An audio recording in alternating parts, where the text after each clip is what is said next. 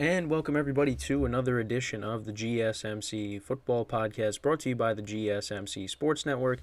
As always, I am your host, Kenneth Gruenfelder, and it's great to have everybody here on this Tuesday, January 9th. We have a lot to talk about on the show today, but before I get into that, I just want to remind you guys, as always, to tip or donate and get your comments recognized, make sure to go to the following link. That is streamelements.com/gsmcsportsnetwork./tip. Again, that really helps the show, makes the show more interactive between myself, the host, and you guys, the viewers. Again, that is streamelements.com/gsmcsportsnetwork./tip. And as always, it is displayed on the ticker on the bottom of the show segment down below. So, with that being said, let's get right into what we will talk about. So, we will talk about last night's national championship game, the Wolverines defeating the Washington Huskies in that matchup. The final score ended up being 34-13. So we'll get into that in just a second. In the second part of the show, we'll talk about the Packers and their run to the playoffs, how they got there, and what to expect going into this playoff game against the Cowboys, which I talked about it a little bit yesterday. So we'll get into that. We'll talk about the NFC South, the Bucs clinching the NFC South. I know I touched upon it briefly, but again, go into more detail with it today.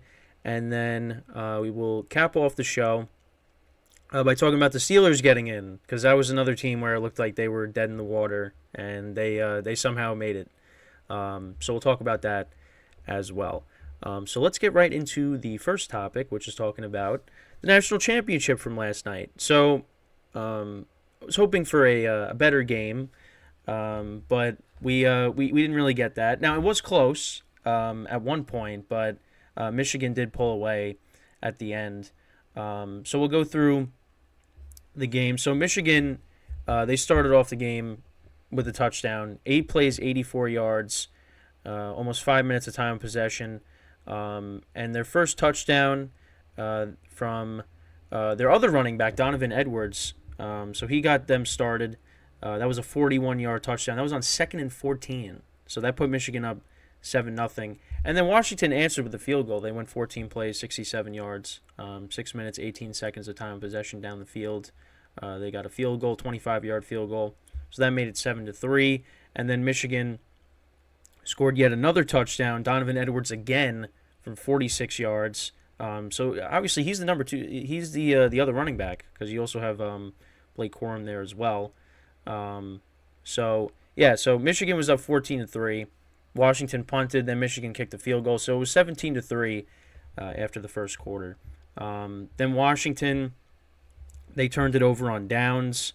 They went for it on 4th and 7 at Michigan's 47.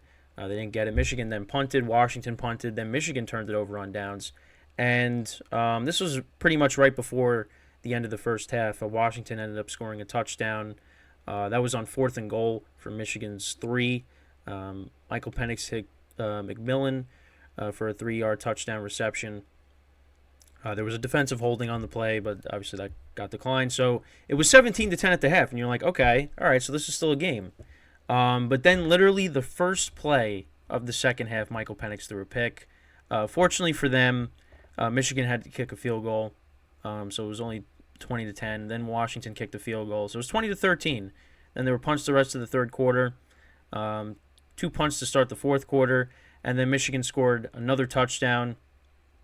J.J. McCarthy, it was set up by a 41-yard pass play that led to eventually a Blake Corum 12-yard touchdown to put them up 27-13. Then Michael Penix threw another pick.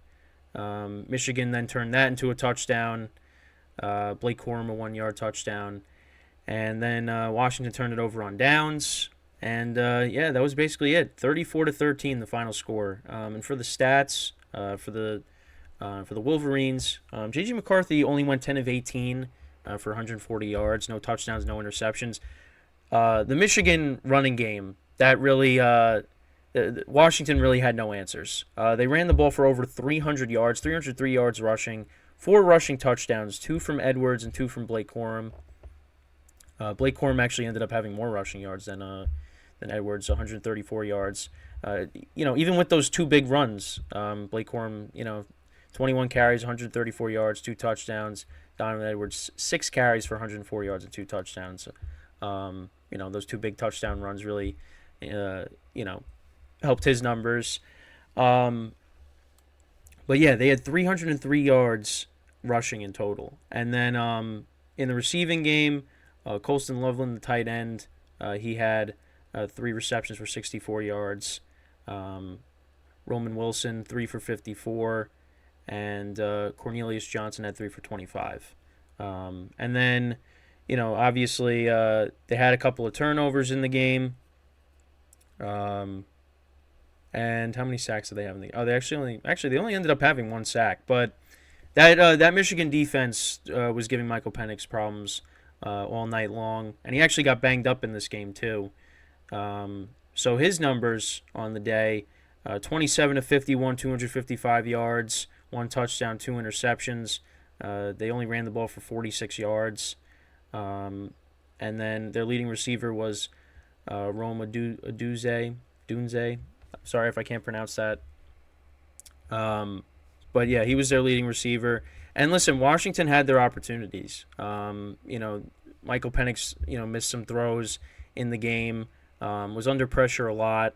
But Michigan, like I said, only had 1 sack. So, but they just the game was close. But early on, again, like I'm not a college football expert, but Michigan's running game was just, they were imposing their will against Washington's defense. Washington really had no answers. Again, there was that big pass play late in the game by J.J. McCarthy, but other than that, like there really wasn't a lot of big plays through the air for Michigan. And, they didn't really have to do that when, you run the ball for 300 yards in the game. But yeah, Michigan, they get their first national championship since it was 1997 was the last time they won, if I'm not mistaken.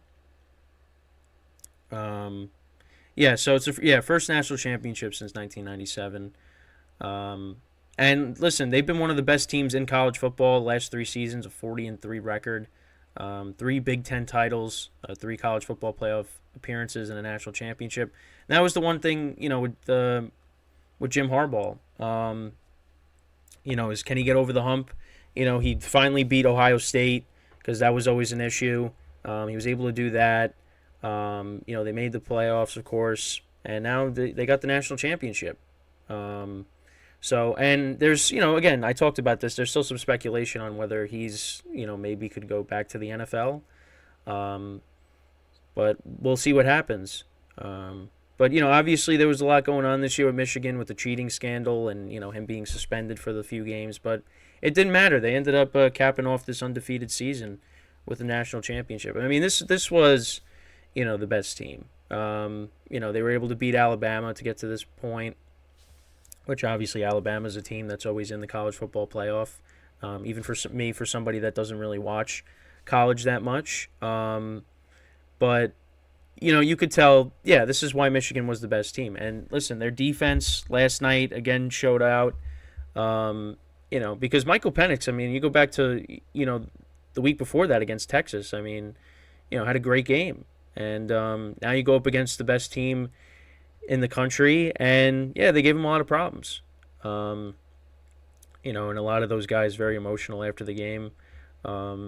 Washington had some rough years that he was a part of, and they were able to turn it around and put together a great season and get to this point. And Michael Penix, it could be we'll see what happens when it comes to the NFL. I didn't realize his injury history either, because I was watching some pregame before the game, and I didn't realize what his injury history was, and that's because they were talking about him going to the NFL, and that's the one thing is his injury history, and he got banged up last night. So he could actually, I didn't know he came back from 2 ACL tears. I was not aware of that. And obviously when you're going into the NFL, it's a definitely, it's a lot different. It really is. So, and obviously within the in the coming months, we'll talk about, you know, mock drafts and things like that. Um, where he potentially gets drafted. But he put together a great season. If I could just pull up his stats again. Um, 35 touchdowns to 9 interceptions. 4,600 yards passing. We'll see where he ends up. Um, but yeah, it was tough. And that was the matchup that everybody was talking about. A lot of people were talking about going in is Washington has a great offensive line. How would that hold up against this Michigan defense? And yeah, he was off his spot. And again he missed some throws. I remember in the game they had a big play that then got called back. But they also had a walk-in touchdown. I forget where. I think it was on one of the possessions where they turned it over on downs. Let me see if I can go back to that. That was because that was in the first half. Let's see if I can remember where it was. I think it was in. Let's see. Yeah. It was on the. I think it was on the 4th and 7 play. He had a wide open receiver and he missed him. You know. And I think that would have been a walk. That would have been a walk-in touchdown. That would have changed the game, but that unfortunately didn't happen. And then, of course, like I said, there was another big play in the game, and they ended up. It got called back. So again, Washington had their opportunities, but they just, again, Michael Penix missed some throws, and then he had a penalty. A costly penalty that set him back. So, but they had a great season. But they're going to go through some changes, of course. And Michigan, let's see what happens with them. Is Harbaugh still going to be the coach, or is he going to go back to the NFL? We'll see. A lot of celebrities were there last night. I know they panned to the one suite that had Spike Lee and Derek Jeter, Michael Jordan, Stephen A. Smith, Travis Scott, like everybody. There was a lot of people there. Of course, you had John Harbaugh, who's there. We'll see. Obviously, we're going to talk about him a lot over the next couple of weeks. With the Ravens being the 1 seed, we could see the Harbaugh brothers winning championships in 2024.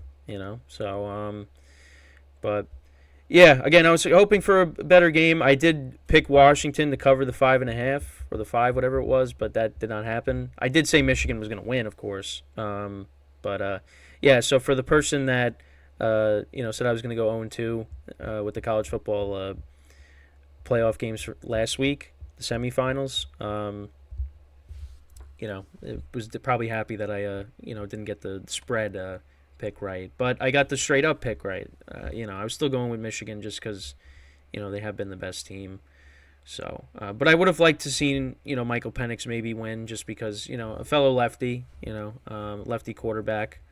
But yeah, so that's basically it when talking about this topic. So with that, we are going to take our first break of the show, and then when we come back, we're going to talk about the NFL side of things. We'll talk about some of the other teams that made the playoffs, because I know yesterday I went through the NFC East, the AFC East, the Texans winning, but now let's talk about some of these other playoff teams as well. Starting off with the Packers, we'll talk about them making the playoffs. With Jordan Love now as the quarterback. So stick around, and we'll be right back here on the GSMC Football Podcast.